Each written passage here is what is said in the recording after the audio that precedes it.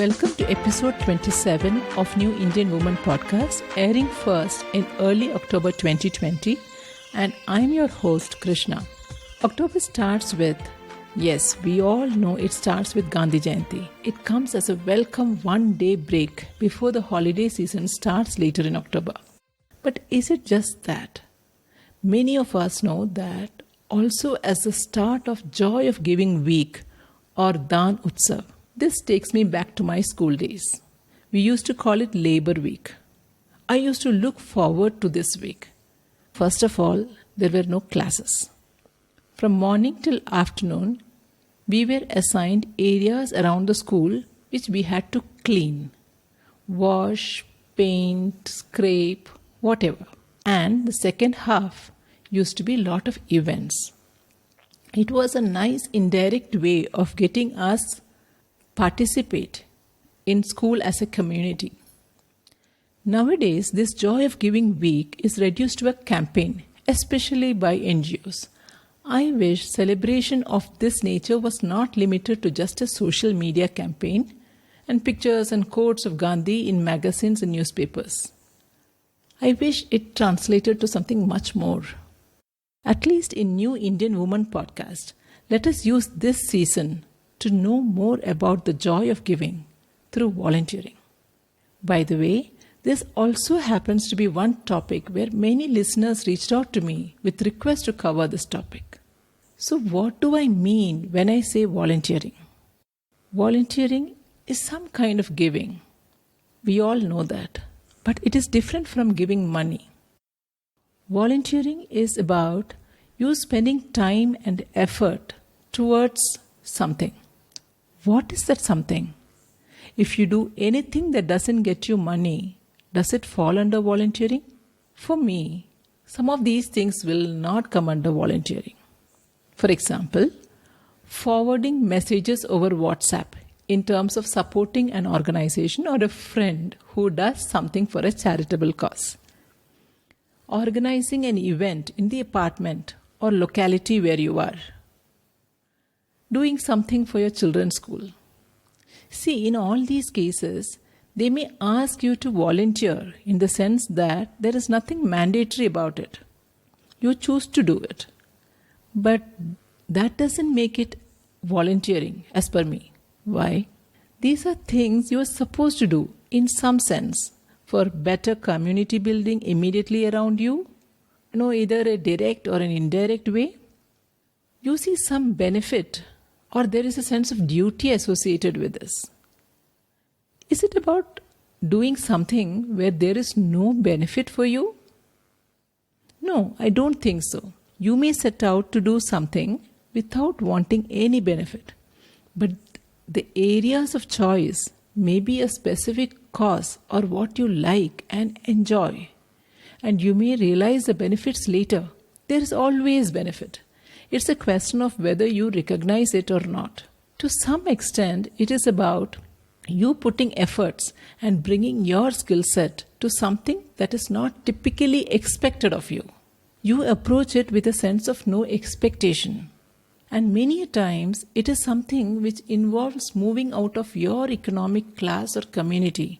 Your strengths or your skills are beneficial to someone who is not as privileged as you. Do we want to focus on why you should volunteer?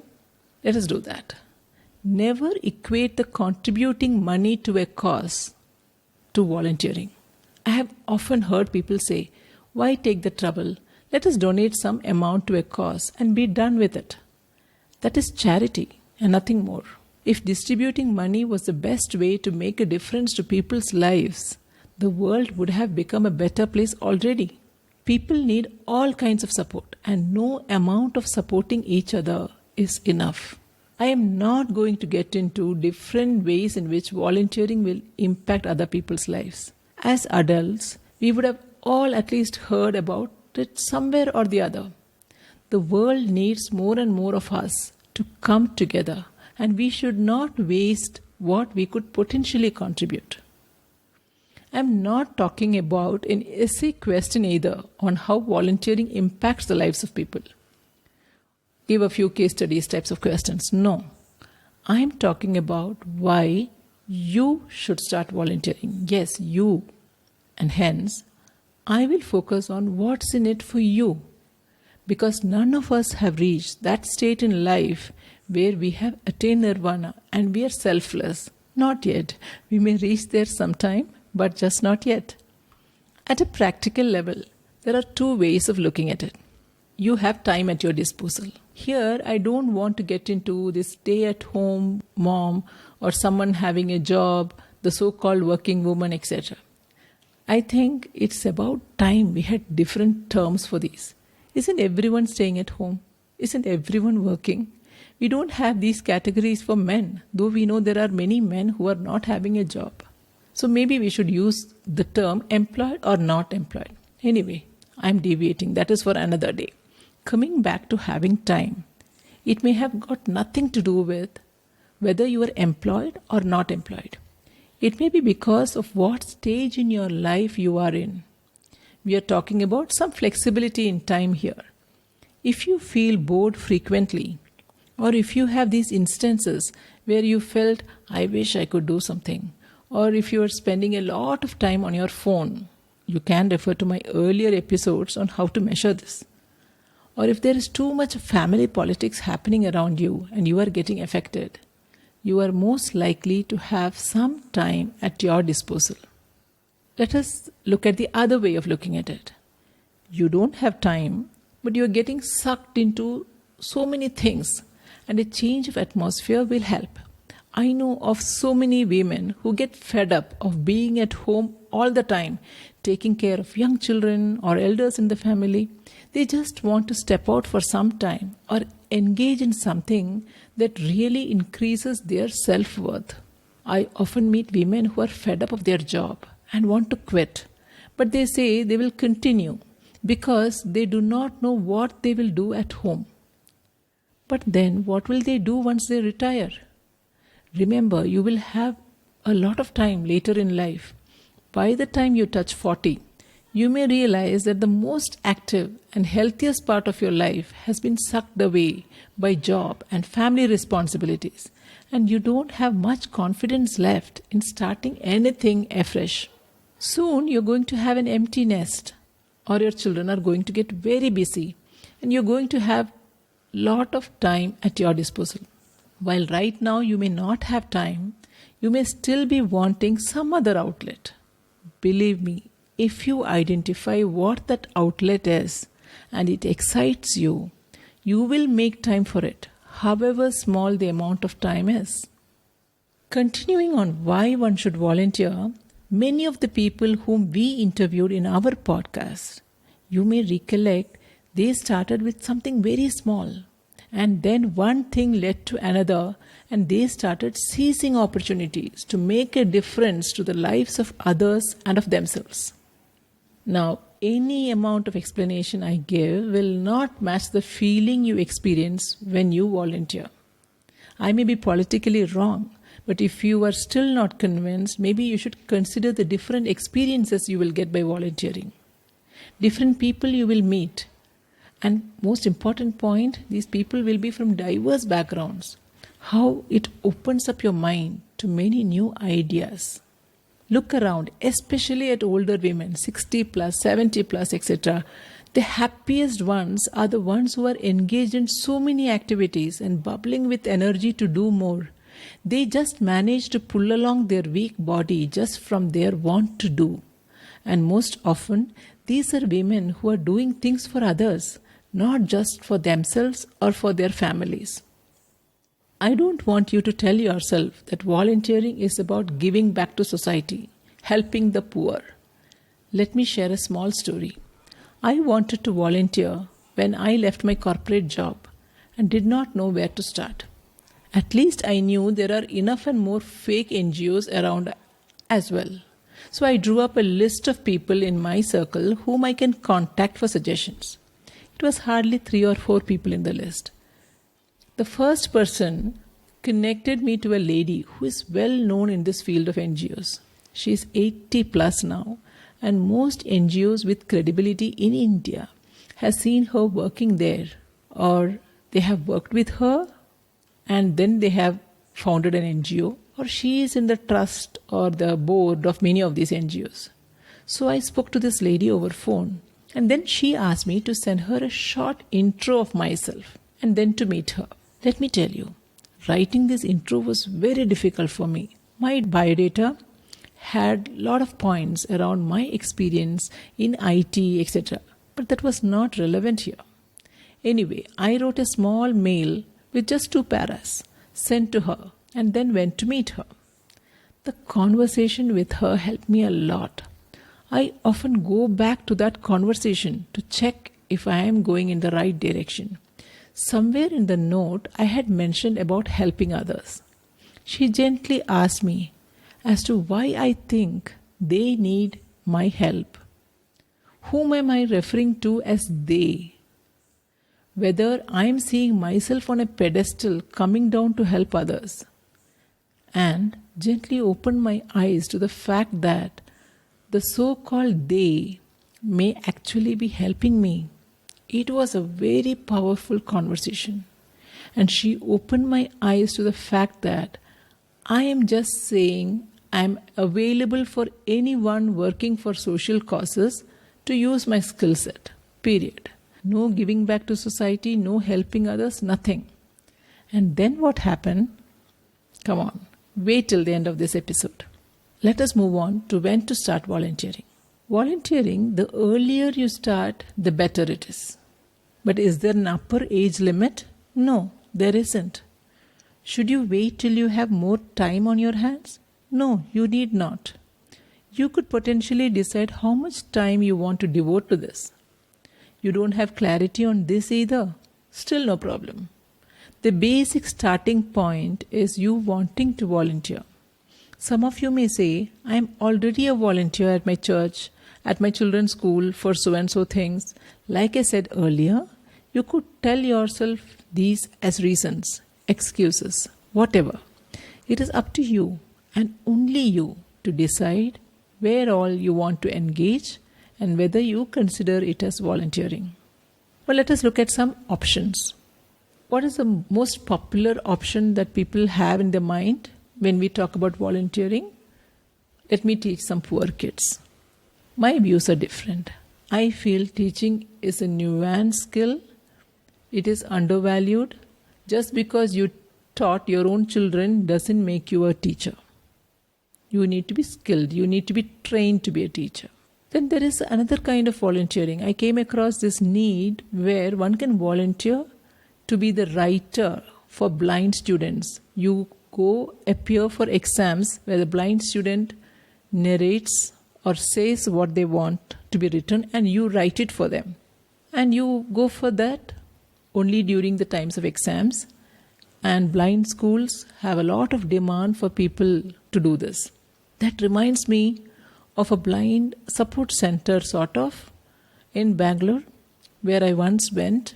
They had this board outside, a white board on which they would write a list of provisions that they want. So on any given day, it may have a list of 15 kilos of rice and some vegetables. On another day, it may say some other items. Because this support center, students who go to blind school would come in the evening for additional learning material and to seek help in their studies. They were given food also at this center. So this place, they needed provisions to cook food for these blind students. So all one could do is just look at the board, contact someone and say, see, this blind school needs so much provisions. Are you ready to buy it? I will buy it. You just pay me. I will buy it for you and give it. Anybody could do that. It was just there near the gate. The irony of the whole situation was that this blind support center was located right next to a very popular cafe where if you go to have coffee and snacks for one evening for one person, maybe it would cater to the rice requirements for the entire month at the blind support center. And you can make a difference there just by going and doing this logistics of buying and taking it to the school. In an earlier episode, you may have heard about Harini Nagendra talk about how you can engage with people around your community for some environmental causes. She guided us in terms of how to start doing that. In the next episode, we have a very interesting lady who will come and talk about something. You don't need any skill set to participate in it.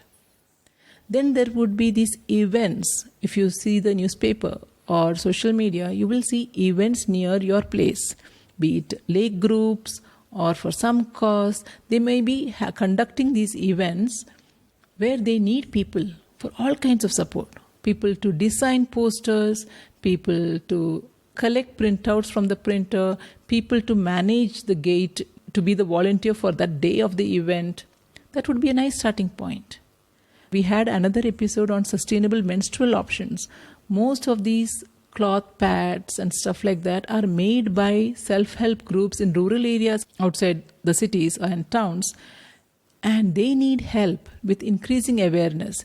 You could actually engage with these self-help groups and then go to schools, colleges, talk about these sustainable menstrual options. If you have missed that episode, I will leave the show notes. Please look it up. If you are someone interested in plants, you could look at the nearest park or lake or common area and see if you can get a herb garden set up. You may have heard about this NGO called Goonj. They collect old clothes and convert it into sanitary pads or quilts and things like that. You could speak to Goonj and coordinate collection of old clothes from your neighborhood and deliver it to Goonj. You could, of course, volunteer with an NGO. And you remember that episode where Usha Mukunda talked about how you could engage with a government school nearby for book reading sessions, or you could go to a nearby hospital or old age home to spend some time there to spread some cheer. No, this is not a comprehensive list by any means. We could start with these. Actually, I would urge you to come to the Facebook page of New Indian Woman. We could discuss more ideas and maybe we can draw up a list. If you do a Google search for your city or town, you are likely to find some options. While these may be interesting to get your thoughts going, in my opinion, you should not start by contacting the organizations that get listed in such a search result. Wonder why? We will come to that shortly. Okay, all set to start? Something is holding you back, right? This potentially can be a big barrier. Now let us examine what holds us back. Maybe some of these can also be called myths around volunteering. An important barrier is, what would people say? You may feel others will say, look at her. Instead of taking care of the family, she is going to save the world. Or they may say something like, she can't even do this. You can fill in the blanks with she can't even cook properly, she can't keep the house clean, she can't take care of the kids, whatever. Or there may be remarks by family members, what is the point in putting effort when there is no income or money from that? What's the use? Or you may feel they will compare you with someone and say you just want to be like that other person. Or worse, they may talk about how you don't listen to the husband or elders in the family and you want to do things your own way. My response to all of this is ignore. You don't have to fight and argue. Just ignore and start small. One thing at a time. Do not expect others to see value in what you're doing. You may want everyone to show interest as if it is something important. Just because it is important for you doesn't mean it is for them. So you will face issues in the day-to-day living, but that's okay.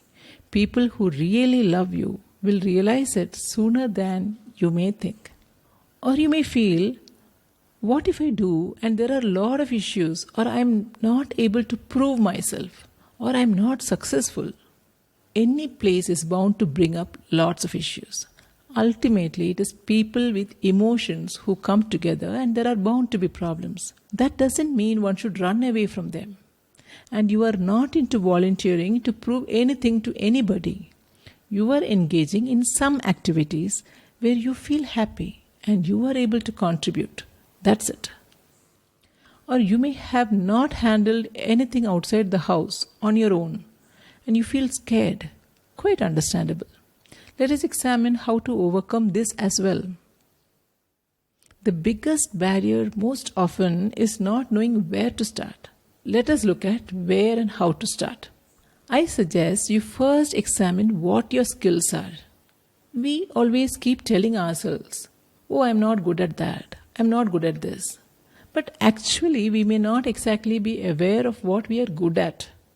Most of us know our weaknesses and constraints, and we talk about it very often. But we do not know our skills and strengths. Example, we may say, I'm not at all systematic. Oh, I'm so forgetful. I don't know technology. I have to be at home by the time the kids come home. Oh, I don't know how to talk in English. I don't know the local language, Kannada or Tamil or whatever it is.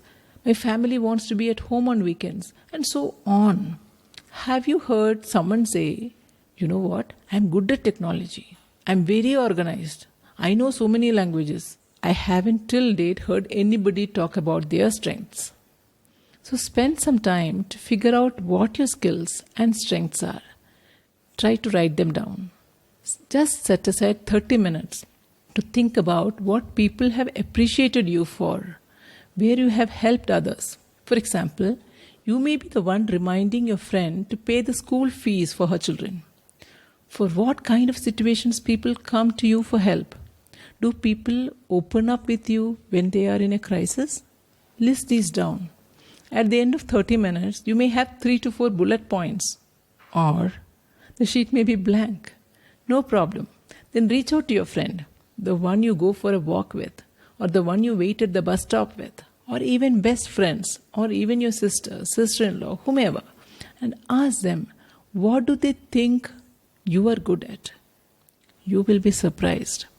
With these inputs, check if some of the options we discussed earlier, do they look relevant for you? For example, if someone says you are good in the way you are sharing stories about movies you watched and how you read a lot, you may want to consider reading books with children in the nearest government school. Like my friend who was so comfortable going and meeting people in government offices and asking about various schemes, whereas doing something like that is quite scary to me. She wasn't aware of the strength. Sometimes that happens, We do not know about some strengths till we face a situation. And somebody tells us, hey, you seem to be very good at this. Look for opportunities around the areas we discussed earlier near your home. Be it a government school, be it an NGO, a lake or a park, or just get hold of a few children from your neighborhood. How? Find out by speaking to people in your circle, not through Google search.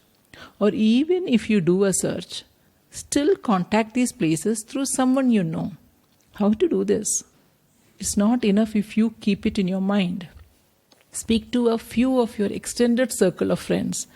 Take them into confidence and tell them you want to volunteer for some cause, but you are not clear about your strengths or where you can contribute or how much time you will be able to contribute, and seek their guidance. Look out for people in your circle who are engaged in such things. You should start talking about this and people will give references. Give yourself 2 to 3 months where you will talk to the people in your circle, and I am sure you would have found some options. No? Feel free to reach out to me. Let us try to find out together. Do come over to our Facebook group and let us have a discussion around this topic and examine options that people have tried out, what challenges they faced, and how those experiences were. Head over to facebook.com/New Indian Woman. To continue my story, the old lady whom I met shared my introduction. Remember the 2-para introduction? With a few of her mentees who run their own NGOs. And within the next week, they either came home to meet me or had a call with me. And within the same month, I started volunteering for an NGO based on my skill sets, feeling happy about how it was being used for a very specific cause. With this, we come to the end of this episode. Did you like this episode? Please share with a few women in your lives. I would be happy to hear feedback from you as well. Wishing you all a wonderful start to your volunteering journey. In the next episode, we meet a very special guest who has taken volunteering to a different level altogether, where all you need is not a specific skill, but just the willingness to give. Let us all celebrate the joy of giving. See you again in the next episode. Remember, you are what you want to be, and the time starts now.